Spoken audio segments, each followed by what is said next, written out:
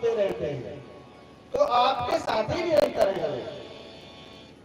और अपान का पेट के निचले स्थान पर जो वायु स्थिर होती है, जो आपका पाचन क्रिया सही करता है, उसको बोलते हैं अपान। अगर एक बार ये, अगर आपको हमेशा भगवान को निवेदित करना चाहिए, भगवान आपकी दया से हमको गैस नहीं बन रही है, लेकिन जिनको गैस बन जाती है तो जिंदगी भर वो गैस समाप्त नहीं होती है। इतना अहंकार पाल करके रखे, अगर एक बार थोड़ा सा मिस्टेक हो जाए तो कोई डॉक्टर काम नहीं कर पाएगा, इन सब चीजों की दवा नहीं बनी है। तो क्या ये होते नहीं है? अरे भगवान की कृपा ये कि जो आप स्वस्थ हैं, तो इनका निरंतर अनुभव करना चाहिए। और उदान भगवान की कृपा से ही लोग बोलते हैं, सुनते हैं, देखते हैं। उदान की कृपा से, उदान रूपी प्राण की कृपा से आपके अंदर बोलने की शक्ति आती है। कितने लोग बेचारे नहीं बोल पाते हैं। अब उनसे पूछो कि दुख किसको कहते हैं,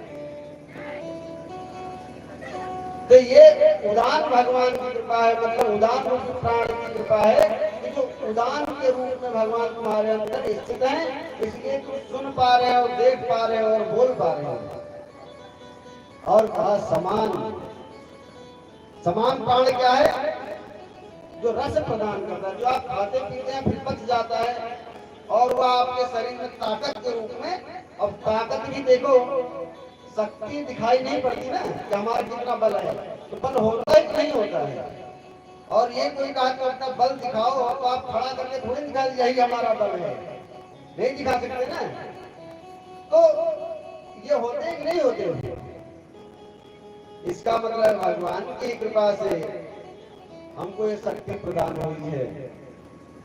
और ज्ञान जो हृदय से उत्पन्न होकर सबके लिए विचार करता है कि हमारे भैया कैसे हैं, हमारे पिताजी कैसे हैं, हमारे मामा जी कैसे हैं, हमारे नाना जी कैसे हैं, हमारे बंधु बांधव कैसे हैं।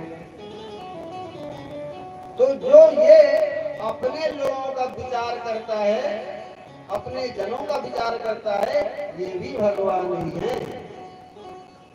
ये कौन है?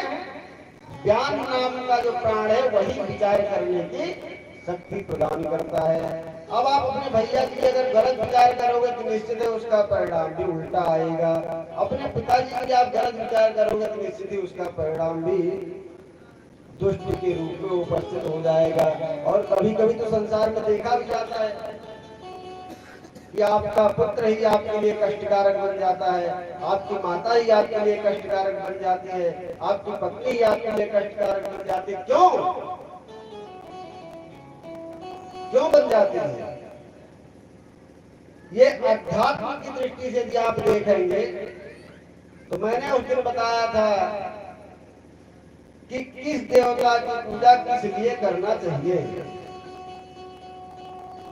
अगर जो व्यक्ति पितरों के प्रति निष्ठावान नहीं होगा, उसका पुत्र या तो पुत्र वियोग में आते हुए मरेगा, और या तो पुत्र रहते हुए भी उस पुत्र के द्वारा जो कष्ट प्राप्त होगा या तो उससे मरेगा। अगर आपके स्त्रियां समझता चला जगत को, अगर स्त्रियों में आपकी बुद्धि अच्छी नहीं है तो निश्चित है आप अपने घर में चरित्रवान नहीं कहे जाएंगे। और यदि आपके जो भाई बंधु हैं, यदि उनमें आपकी बुद्धि अच्छी नहीं, तो इसका मतलब है कि आपके जो विचार हैं उसके दूषित होने के कारण से जो विश्व देव नाम के देवता है वो सब आपको परेशान करेंगे। क्योंकि विचार अगर आपका गलत है तो आप कहीं पर भी जाएंगे। विश्व देव कौन है? जो समस्त दिशाओं में स्थित रहते। आप कहीं पर भी जाएंगे आपको सम्मान नहीं मिलेगा। सम्मान कब मिलता है?